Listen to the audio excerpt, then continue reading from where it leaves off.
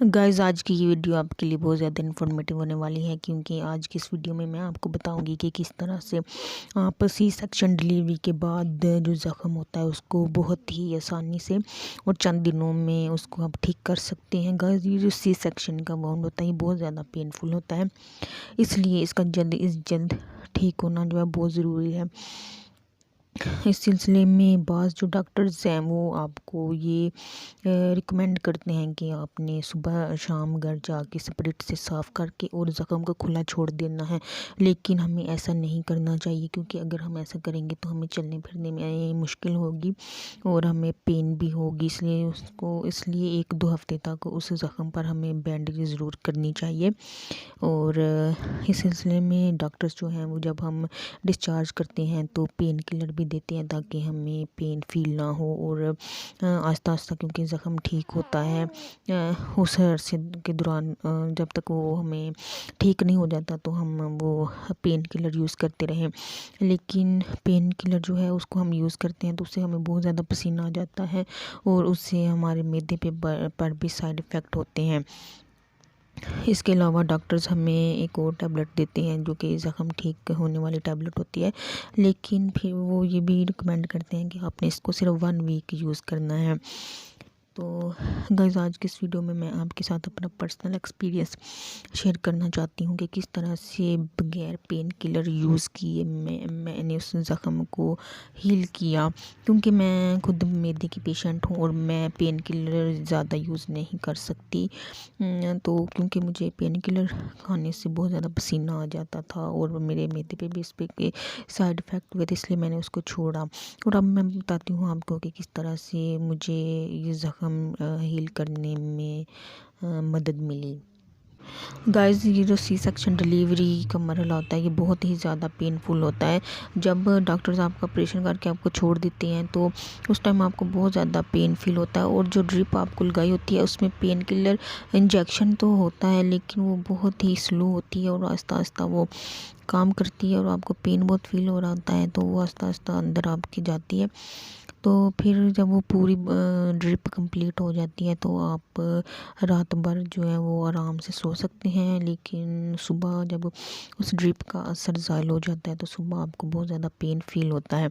इसके बाद डॉक्टर्स आपको पेन किलर का इंजेक्शन भी नहीं लगाते, क्योंकि वो कहते हैं कि ज़्यादा पेन किलर यूज़ करने से किडनी पर भी साइड इफ़ेक्ट हो सकता है और उस दौरान आपको बहुत ज़्यादा पेन फील होता है। लेकिन डॉक्टर्स फिर भी आपकी कोई हेल्प इस बारे में नहीं करते। फिर अब जब डॉक्टर्स आपको हॉस्पिटल से डिस्चार्ज करते हैं उस टाइम वो आपको पेन किलर का इंजेक्शन लगाते हैं ताकि आप आसानी से घर जा सकें और पेन फील ना हो।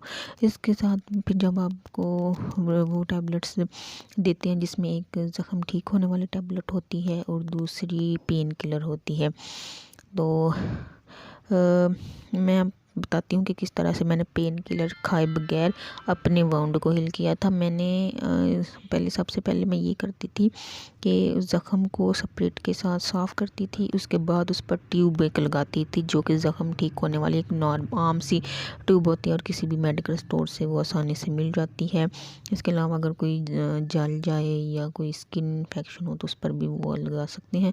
अगर आपको उस ट्यूब का नाम चाहिए तो आप मुझसे कमेंट बॉक्स में पूछ सकते हैं। अब मैं आपको तरीका बताती हूँ कि इसको किस तरह से अपने ज़ख़म पे अप्लाई करना है। सबसे पहले स्पिरिट से ज़ख़म को साफ़ करना होता है रुई के साथ। उसके बाद वो आपने ट्यूब लगानी है। उसके बाद जो जाली वाली पट्टी होती है वो लंबाई के रुख में काट के उसको लगाएं। उसके बाद रुई ऊपर रख दें पूरे ज़ख़म पे। उसके बाद जो चेपी वाली पट्टी होती है जो कि जिस्म के साथ चिमट जाती है वो आपने लगानी है। डेली आपने दिन में 1 दफ़ा इस पट्टी को आपने 1 या 2 हफ़्ते तक आपने इसको डेली चेंज करना होता है। तो इससे वो जो ट्यूब लगाते हैं आप उससे आपको पेन में बहुत ज़्यादा रिलीफ़ होता है और पेन किलर खाने की आपको ज़रूरत भी नहीं पड़ती। मैंने लगाया तो मुझे इससे बहुत ज़्यादा जल्द आराम आ गया था। इसके अलावा मैंने ज़ख़म ठीक होने वाली जो टैबलेट है वो भी मैंने यूज़ की थी और उसका भी कोई साइड इफ़ेक्ट नहीं हुआ, तो वो आप बगैर किसी झिझक के यूज़ कर सकते हैं। लेकिन पेन किलर जो है वो साइड इफ़ेक्ट करता है मैदे पर। इसके अलावा मैं आपको सी सेक्शन डिलीवरी के बाद के जो प्रिकॉशंस हैं, एहतियातें हैं, उनके बारे में बताती हूँ कि आपने किसी भी भारी चीज़ को नहीं उठाना, या तक कि बच्चे को भी नहीं उठाना 2-3 हफ़्ते पहले, 3 हफ़्ते तक बल्कि ना ही उठाएं तो अच्छा है। क्योंकि अगर आप बेबी का अगरचे वेट कम होता है, लेकिन फिर भी अगर आप बेबी को भी उठाएंगे तो ज़ख़म पर वज़न पड़ता है और फिर आपको वो ब्लीडिंग स्टार्ट हो जाती है। और ब्लीडिंग जो नॉर्मल होती है सी सेक्शन डिलीवरी के बाद, वो पानी टाइप होती है, वो डार्क नहीं होती, उसमें लोथड़े नहीं होते। लेकिन अगर आपके ज़ख़म पर वज़न पड़ा, आपने कोई भारी चीज़ उठाई है, तो फिर लोथड़े टाइप जो है ना ब्लीडिंग होना शुरू हो जाती है। और अगर जब उसका आराम तो आ जाता है, रेस्ट करने से फिर ठीक हो जाती है, लेकिन फिर भी एहतियात करनी चाहिए। बेबी को भी नहीं उठाना चाहिए, कोई भी भारी चीज़ आपको नहीं उठानी चाहिए। इसके अलावा अक्सर जोड़ते हैं वो सी सेक्शन डिलीवरी के बाद मटन खाना शुरू हो जाती हैं, इससे कॉन्स्टिपेशन होती है, इससे ज़रा ठीक है, इससे ताकत मिलती है, लेकिन डेली नहीं खाना चाहिए, हफ्ते में 2 दफ़ा खाना चाहिए।